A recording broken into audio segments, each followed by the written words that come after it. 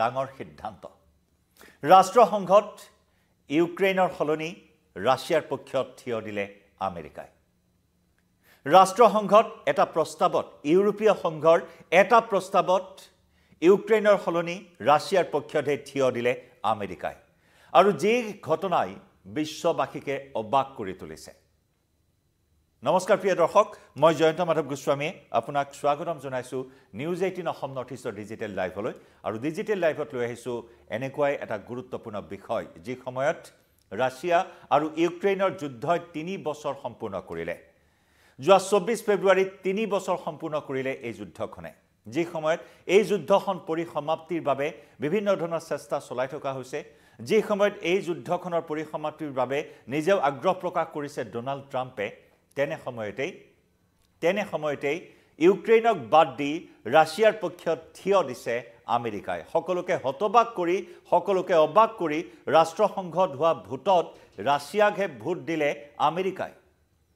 ইউক্ৰেইনক সমালোচনা কৰিলে আমেৰিকাই ৰাষ্ট্ৰপতি ডোনাল্ড ট্ৰাম্পে ইউক্ৰেইনক সমালোচনা কৰিছে আৰু ৰাছিয়াৰ পক্ষত থিয় দিয়াৰ কথা ঘোষণা কৰিছে যি কথাই এই মুহূৰ্তত তীব্ৰ প্ৰতিক্ৰিয়াৰ সৃষ্টি কৰা পৰিলক্ষিত হৈছে কাৰণ সৌখিদিনালৈকে ৰাছিয়া আৰু ইউক্ৰেইনৰ মাজৰ এই যুদ্ধখনত আমেৰিকাই যেনে ধৰণৰ সহযোগিতা আগবঢ়াই আহিছিল ইউক্ৰেইনক যুদ্ধাস্ত্ৰৰ পৰা বিভিন্ন পক্ষৰ ফালৰ পৰা সমৰ্থন সহযোগিতা আগবঢ়াই আহিছিল ইউক্ৰেইনক কিন্তু সম্পূৰ্ণ এক বিপৰীত ছবি এতিয়া ট্ৰাম্পৰ শাসনকালত দেখিবলৈ পোৱা হৈছে প্ৰয়োজন হলে বিদেশ নীতি সলনি কৰাৰো কথা উল্লেখ কৰিছে ডোনাল্ড ট্ৰাম্পে শেহতীয়াকৈ ৰিয়াধত এখন বৈঠক অনুষ্ঠিত হৈছিল বিগত সপ্তাহত ৰিয়াধত শান্তি আলোচনাৰ বাবে বা যুদ্ধৰ ওপৰত আলোচনা কৰা হৈছিল য'ত আমেৰিকা আৰু ৰাছিয়াৰ প্ৰতিনিধিয়ে এক গুৰুত্বপূৰ্ণ বৈঠকত মিলিত হৈছিল যিখন বৈঠকত আমন্ত্ৰিত হোৱা নাছিল ৰাছিয়াৰ ৰাষ্ট্ৰপতি জেলেনস্কি ভ্লাদিমিৰ জেলেনস্কিক আমন্ত্ৰণ জনোৱা হোৱা নাছিল বা ক্ষমা কৰিব ইউক্ৰেইনৰ ৰাষ্ট্ৰপতি ভ্লাদিমিৰ জেলেনস্কিক আমন্ত্ৰণ জনোৱা হোৱা নাছিল বা ইউক্ৰেইনৰ তৰফৰ পৰা কোনো প্ৰতিনিধিও ৰিয়াধৰ সেই বৈঠকখনত উপস্থিত নাছিল আৰু যাৰ বাবে সেই বৈঠকখনৰ যি ফলাফল আছিল সেই ফলাফল ইউক্ৰেইনে কোনো পধ্যে গ্ৰহণ নকৰো বুলি হকিয়াই দিছিল জেলেনস্কিয়ে কিন্তু এইবাৰ আমেৰিকাই নিজৰ স্থিতি সলনি কৰিছে বিদেশ নীতি প্ৰয়োজন হলে বিদেশ নীতি সলনি কৰাৰ হ'ব বুলি ঘোষণা কৰিছে মাৰ্কিন প্ৰশাসনে কাৰণ ইউৰোপীয় সংঘৰ ফালৰ পৰা ৰাষ্ট্ৰসংঘৰ সাধাৰণ সভাত এক প্ৰস্তাৱ গ্ৰহণ কৰা হৈছিল ইউক্ৰেইনত ৰাছিয়াই কৰা আক্ৰমণৰ নিন্দা কৰি গৰিহণা কৰি এক প্ৰস্তাৱ গ্ৰহণ কৰা হৈছিল আৰু সেই প্ৰস্তাৱৰ বাবে আমেৰিকাৰ পৰা সঁহাৰি বিচাৰিছিল কিন্তু সেই প্ৰস্তাৱত আমেৰিকাই সমৰ্থন নকৰো বুলি নিজৰ স্থিতি স্পষ্ট কৰি দিছে আৰু যদিহে এই বিষয়ত ভোট হ'বলগীয়া হয় তেতিয়া হলে আমেৰিকাই ৰাছিয়াৰ পক্ষতে ভোট দিব বুলি স্পষ্ট কৰি দিয়ে যদি ভোট হয় তেতিয়া হলে আমেৰিকাই প্ৰয়োজনত বিদেশ নীতি পৰ্যন্ত সলনি কৰি দিয়া হ'ব বুলি সদৰি কৰিছিল কিন্তু পৰৱৰ্তী সময়ছোৱাত ৰাষ্ট্ৰসংঘৰ সাধাৰণ সভাত ভোট হ'ল সেই ভোটত আমেৰিকাই যে নিজৰ স্থিতিৰ কথা উল্লেখ কৰিছিল সেই স্থিতিয়ে প্ৰদৰ্শন কৰি ৰাছিয়াৰ পক্ষত ভোট দি সকলোকে অবাক তথা হতবাক কৰি তোলে আৰু তাৎপৰ্যপূৰ্ণ বিষয় যে এই ভোট ৰাষ্ট্ৰসংঘৰ সাধাৰণ সভাত হোৱা এই ভোটত ভোটদানৰ পৰা বিৰত থাকিল ভাৰত ইয়াৰ পূৰ্বেও ৰাছিয়া ইউক্ৰেইনৰ যুদ্ধৰ প্ৰসংগত ভোটদানত ভাৰতে নিৰাপদ স্থানত অৱস্থান কৰা পৰিলক্ষিত হৈছিল লক্ষণীয়ভাৱে ভোটদানৰ পৰা বিৰত থাকিল চীন আৰু ভাৰত ভোটদানৰ পৰা বিৰত থকা পৰিলক্ষিত হ'ল শেহতীয়াকৈ আমেৰিকাৰ এই স্থিতিক লৈ যথেষ্ট উদ্বেগ তথা চিন্তা প্ৰকাশ কৰিছিল ইউৰোপীয় সংঘই ফ্ৰান্স ব্ৰিটেইনকে ধৰি কেইবাখনো দেশে এই ক্ষেত্ৰত উদ্বেগ প্ৰকাশ কৰিছিল আৰু কেইবাখনো দেশৰ প্ৰতিনিধি ইউৰোপীয় কেইবাখনো দেশৰ প্ৰতিনিধি এক বৈঠকত মিলিত হৈছিল আৰু প্ৰস্তাৱ তেওঁলোকে গ্ৰহণ কৰিছিল যে ৰাছিয়াৰ বিৰুদ্ধে যুদ্ধ প্ৰতিহত কৰিবৰ বাবে সামৰিক অনুশীলন আৰম্ভ কৰাৰ আৰ্মেনিয়াত সামৰিক অনুশীলন অব্যাহত ৰখাৰ পৰ্যন্ত তেওঁলোকে পদক্ষেপ গ্ৰহণ কৰিছে গতিকে এনেদৰে ৰাছিয়াৰ আক্ৰমণ প্ৰতিৰোধৰ পৰিকল্পনা গ্ৰহণ কৰি আছে ইউৰোপীয় সংঘই আমেৰিকাক বাদ দি হলে ইউৰোপীয় সংঘই ইউক্ৰেইনৰ পক্ষত থিয় হোৱাৰ সংকল্প গ্ৰহণ কৰিছে একেলগে ইউৰোপীয় সংঘই ৰাছিয়াৰ বিৰুদ্ধে যুঁজ দিয়াৰ সংকল্প গ্ৰহণ কৰিছে আমেৰিকাক বাদ দি আৰু তেনে সময়তে এই সংঘাত এতিয়া স্পষ্ট ৰূপত ৰাষ্ট্ৰসংঘত এতিয়া দেখিবলৈ পোৱা হ'ল এই সংঘত স্পষ্ট ৰূপত প্ৰস্ফুটিত হোৱা পৰিলক্ষিত হ'ল ৰাষ্ট্ৰসংঘৰ মজিয়াত ইউৰোপীয় সংঘৰ দ্বাৰা উত্থাপন হোৱা এই প্ৰস্তাৱত আমেৰিকাই ৰাছিয়াৰ সপক্ষে ভোটদান কৰাত সকলো হতবাক হৈ পৰিল সকলো অবাক হৈ পৰিল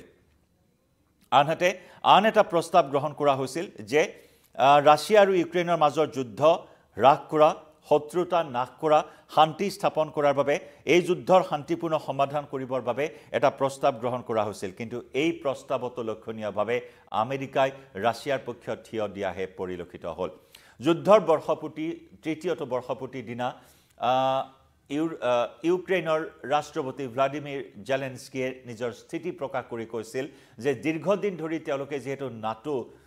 অন্তৰ্ভুক্তৰ বাবে চেষ্টা চলাই আহিছিল, নাটো সামৰিক জোঁটত অন্তৰ্ভুক্তিৰ বাবে ইউক্ৰেইনে দীৰ্ঘদিন ধৰি চেষ্টা চলাই আহিছিল। গতিকে সেই চেষ্টা, সেই স্থিতিত অটল থাকিব। প্ৰয়োজন হ'লে দেশৰ স্বাৰ্থত যদি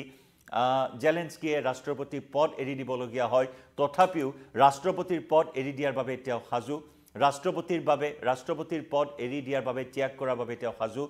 তাৰ বিনিময়ত ইউক্ৰেইন নাটো সামৰিক জোঁটত অন্তৰ্ভুক্ত হ'বই লাগিব, সেই স্থিতিত অটল আছে। আনহাতে ৰাছিয়াই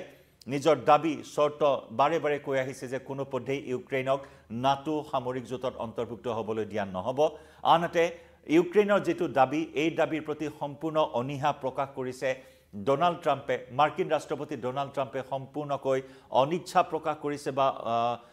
এই ক্ষেত্ৰত হেমাহি প্ৰদৰ্শন কৰা পৰিলক্ষিত হৈছে। কোনো গুৰুত্ব প্ৰদান কৰা নাই মাৰ্কিন ৰাষ্ট্ৰপতি ডোনাল্ড ট্ৰাম্পে। যিমানেই জেলেনস্কিয়ে ট্ৰাম্পক সাক্ষাৎ কৰাৰ বাবে চেষ্টা চলাই আছে, সিমানেই বিষয়টো এৰাই চলাৰ ছবি দেখিবলৈ পোৱা হৈছে ডোনাল্ড ট্ৰাম্পক। জেলেনস্কিয়ে নাটো সামৰিক জোঁটত অন্তৰ্ভুক্ত হোৱাৰ বাবে যিমানে প্ৰয়াস কৰিছে, সিমানেই যেন পিছ হুকিছে। এই বিষয়টোত গুৰুত্ব প্ৰদান কৰা নাই আমেৰিকাই। গতিকে এনেদৰেই এতিয়া সংঘাতে এক বিপৰীত গতি লোৱা পৰিলক্ষিত হৈছে। ৰাছিয়া ইউক্ৰেইনৰ যুদ্ধৰ এই গতি এতিয়া বিপৰীত দিশেৰে যোৱা দেখিবলৈ পোৱা হৈছে। যি সময়ত বিদায়ী ৰাষ্ট্ৰপতি, পূৰ্বৰ ৰাষ্ট্ৰপতি জো বাইডেনে ইউক্ৰেইনক সহযোগিতা আগবঢ়াই আহিছিল, বিভিন্ন ধৰণৰ পুঁজিৰ যোগান ধৰি আহিছিল ইউক্ৰেইনৰ বিৰুদ্ধে যুঁজ দিবলৈ, কিন্তু এতিয়া প্ৰয়োজনত বিদেশ নীতি সলনি কৰি হ'লেও ৰাছিয়াৰ পক্ষত থিয় দিব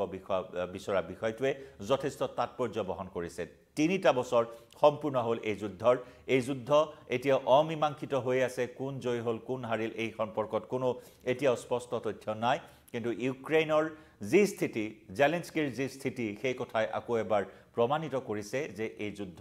আৰু হয়তো তীব্ৰতৰ ৰূপ ধাৰণ কৰাৰ সম্ভাৱনা আছে। কাৰণ তৃতীয় বৰ্ষপূৰ্তিৰ দিনটোত যোৱা ২৪ ফেব্ৰুৱাৰীত সৰ্ববৃহৎ ড্ৰোন আক্ৰমণৰ ঘটনা সংঘটিত কৰিছে ৰাছিয়াই ইউক্ৰেইনৰ ওপৰত। গতিকে সেই দিশৰ পৰা যুদ্ধ আৰু এতিয়া মাৰাত্মক ৰূপত আগবাঢ়িব নেকি? কাৰণ ইউৰোপীয় সংঘ এতিয়া সিদ্ধান্ত গ্ৰহণ কৰিছে আমেৰিকাক বাদ দি হ'লেও ইউক্ৰেইনৰ পক্ষত থিয় হৈ ৰাছিয়াৰ বিৰুদ্ধে যুঁজাৰ সংকল্প গ্ৰহণ কৰিছে। ইয়ে পৰিস্থিতি আৰু অধিক ভয়াৱহ কৰি তুলিব নেকি? সেই আশংকা এই মুহূৰ্তত সমগ্ৰ বিশ্বজুৰি বৃদ্ধি পাইছে। কিভাৱে এই বিষয়টোত জনাব পাৰে আপোনাৰো মতামত। লাইভৰ পৰা বিদায় লৈছোঁ।